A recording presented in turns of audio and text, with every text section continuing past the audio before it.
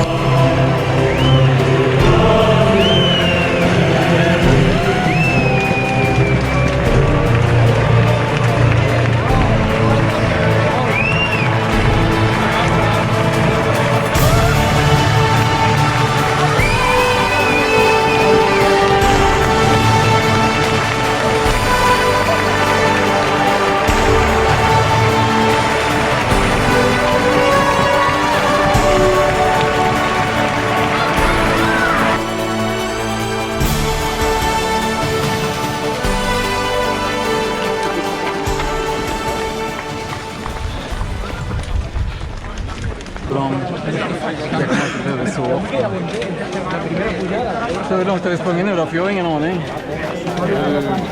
16 minuter. 16 minuter. Då är vi flaskan. Nu blir det svettiga i varje fall.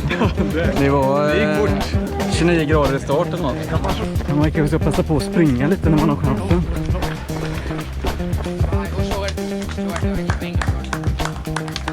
Thank you. Animo!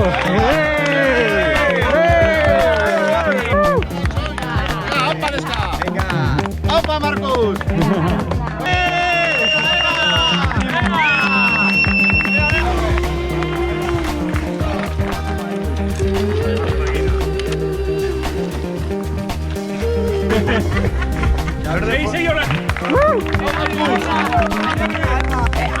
I remember you as well. Yeah. You made a video last year. Last year, yeah. I saw it. It's quite good actually. I enjoyed it. Yeah, thanks. Yeah, I did enjoy it. It was well made. I didn't enjoy this hill though. No, I this didn't climb enjoy was. it,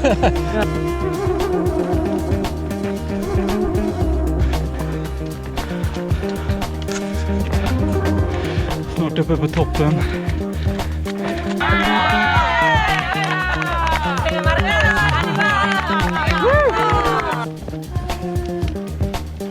Nu är vi in mot andra stationen. Så avverkat snart 2 etapper. Ungefär 2 mil ungefär. Superhärligt.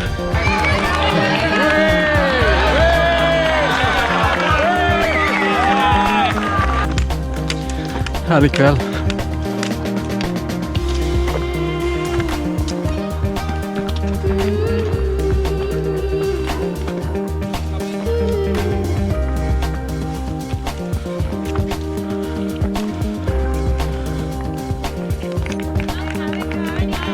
Alltid lika skönt att komma upp från en topp.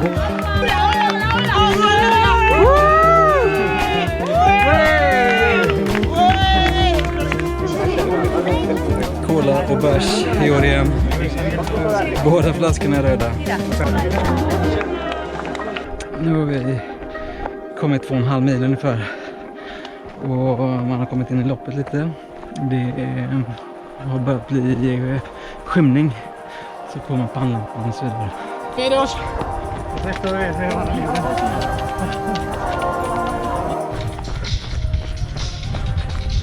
Grymt med lite rayfest. Rayfest i skogen.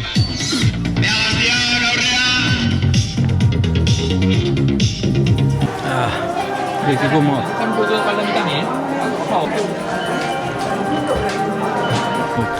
För att det var dagen här för också. Jag hittade kom förra året. Sen fick vi bryta på grund av riskväder. Mat med salt måste man ju också.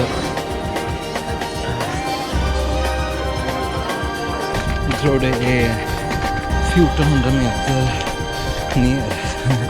Hyfsat tekniskt.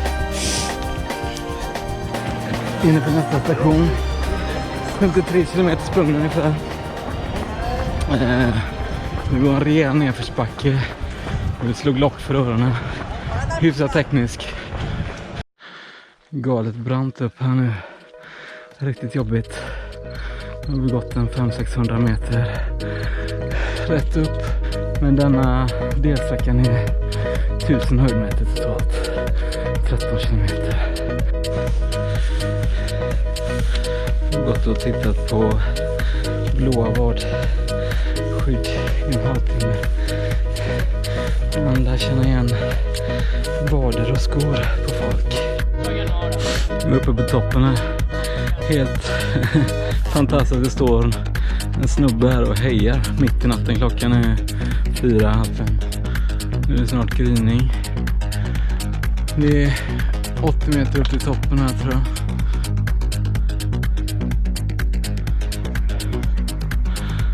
Ja, det börjar kännas nu i varje fall.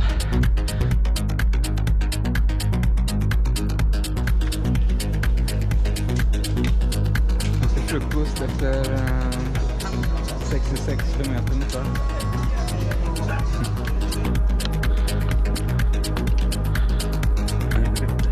Miljö.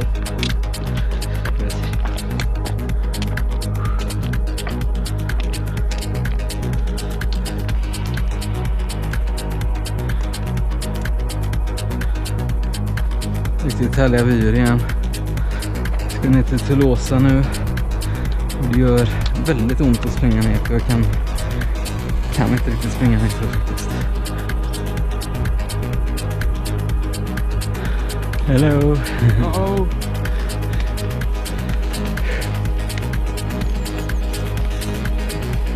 Äntligen Tolsa, första droppvägen. 77 kilometer. Du är glad att se mig förstår jag.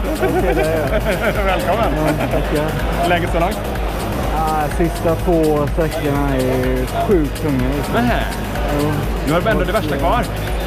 Mina ben var helt rätt i nedförsbackarna. Jag har inte tränat något utför eller uppför. Så... nej men det går ju att gå. Duscha! Ja, för att fräscha till det. Jag blir lite orolig där. Ja, herregud. Man får inte Sofia vägen nu, de skulle få rast. Ja, hon gick ja, men det är tungt. Ja, det är tungt. Hur går det utförsbackarna? Det går inte alls. Nej, jag kan inte heller. Jag håller i uppför och sen så får jag gå. Ja, det är helt sjukt. Liksom, nu känner jag mig helt plötsligt mycket fräschare efter Tolosa. Dipon tror jag den heter. Johnny han bara överöste mig med kärlek och hämta mat och kom med nyttiga råd kring magnesium och kanon var det. Nu känner jag mig som en ny människa. Nu är vi halvvägs upp en lång backe från Tolosa. 7 kilometer lång och 700 meter. Sen är den inte brant. Det bara tar lång tid. Jobbigt att springa. Snittlutningen på många backar har varit 20%, 25% till och med. Det är brant.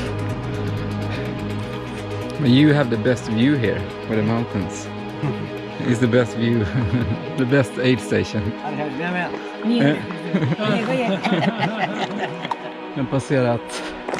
Jag har passerat halva sträckan, 87 kilometer. Och då kan jag summera lite första halvan av loppet. För början gick det ju ganska bra. Kanske första 5 milen eller något. 5,5. Men sen blev det riktigt, riktigt tungt. Och benen tog slut helt och hållet så jag kunde inte springa ner för. Så det var sjukt jobbigt. Men sen fick jag ny energi i Tolosa. Så nu tänker jag att jag kör hela vägen, även om jag ska gå i mål. Det blir bra. Nästa sträcka sen tror jag är 13 kilometer lång. 1750 höjdmeter.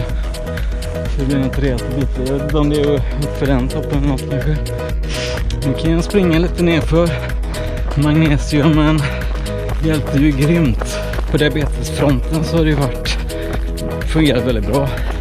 Jag har ju pump så jag kan ju se mina värden hela tiden. Och så kan jag ju ta lite extra insulin eller stänga av sådär då. Men det är inte helt lätt ändå. Speciellt om man trycker i sig massor med socker hela tiden så är det lätt att det ballar ur. Men det har funkat väldigt bra då faktiskt. Så det är ju riktigt skönt. Jag hoppas vi ska upp dit in i dimman, in i molnen. Få lite svalka. Min merino-ulltröja är ju väldigt varm. Jag förstår inte riktigt varför jag tog på mig den. Den svart. Det var mitt förslag. Det blir fan inte så mycket roligare än det här. Titta ner i gruset. Tugga på.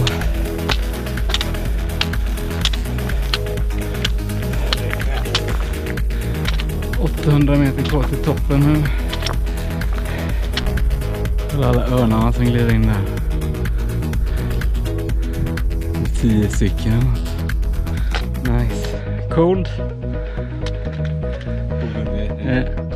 Alla är verkligen supertrevliga och vänliga och hjälpsamma.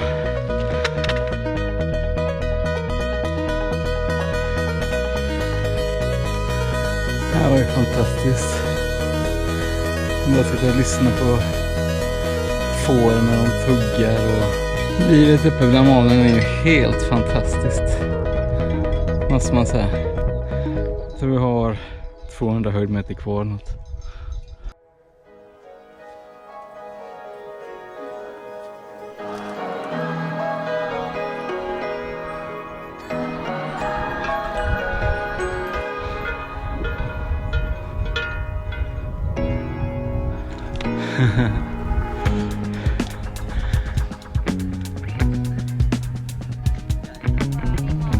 Det är häftigt inte det då. Härligt ställe att tälta.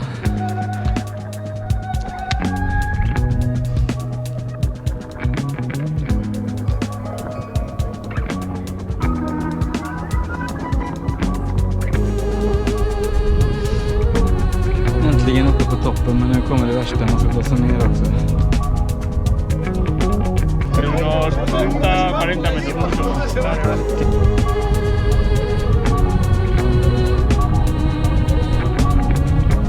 Nu blir det kostopp här.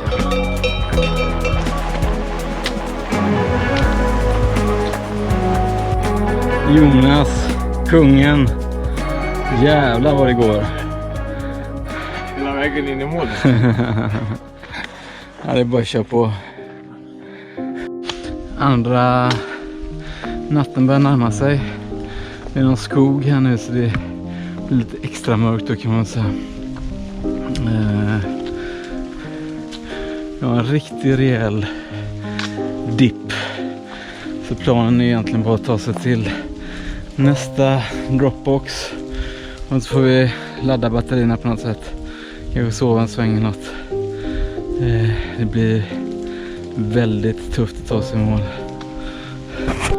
Det är så mycket vattendimma så man ser ingenting. Det går inte så bra nu för mig.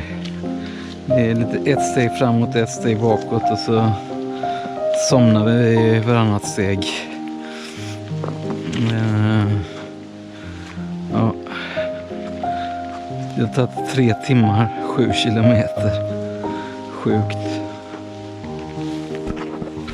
Och jag har 7 kilometer kvar också. Bröt klockan 1-2 i natt. Vi gick 3 kilometer i timmen och navigerade upp i dimman. Man såg ingenting, man såg inte markeringarna. Och sen var jag helt tom på allt. Så jag gick av där och fick skjuts ner faktiskt till dropbagen. Nu får man äntligen åka ambulans också. Ska vi in till stan och hämta dropbagen.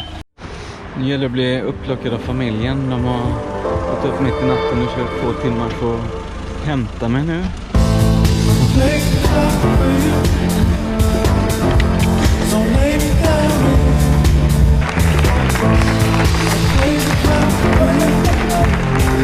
Ska jag hjälpa dig?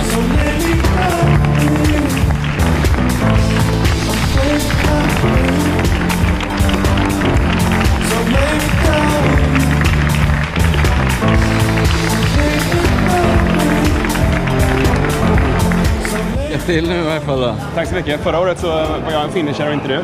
Hur är det i år då? Unfinished business. Unfinished business. Hur länge kan man hålla på liksom? Herregud. Ja, så roligt. Ja. Nu är klockan 4:30 och alla svenskar har gått mål. Ellen, Anna, Emmy, Alexandra, Jonas. Stort grattis. Och alla andra svenskar som gick i mål. Grymt jobbat allihopa. Själv har jag funderat lite på vad jag ska förbättra till nästa år. Och jag måste ju träna lite höjdmeter helt enkelt. Jag kan inte slarva med det. Benen kan inte falla isär efter 4 mil som man gjorde idag. Och det andra är att inte spontanbryta på det sättet som jag gjorde. När det var som dimmigast och mörkast och regnigast och det var som tröttast. När man var uppe på berget så fick jag erbjudande att få lift ner till Aid Station. Och jag hoppade in i en bil där. Men då fick jag inte chansen att fortsätta sen heller. Så jag borde naturligtvis gått ner de 3 kilometrarna till Aid Station, sovit, ätit, vilat och sen tagit beslutet. Det kanske hade blivit samma beslut, det vet jag inte. Jag var sjukt trött och helt slut, men hur som helst. Hoppas komma tillbaka. Det är ett fantastiskt lopp. Jag har ju som sagt lite unfinished business. Så vi får se. Kanske kommer tillbaka nästa år.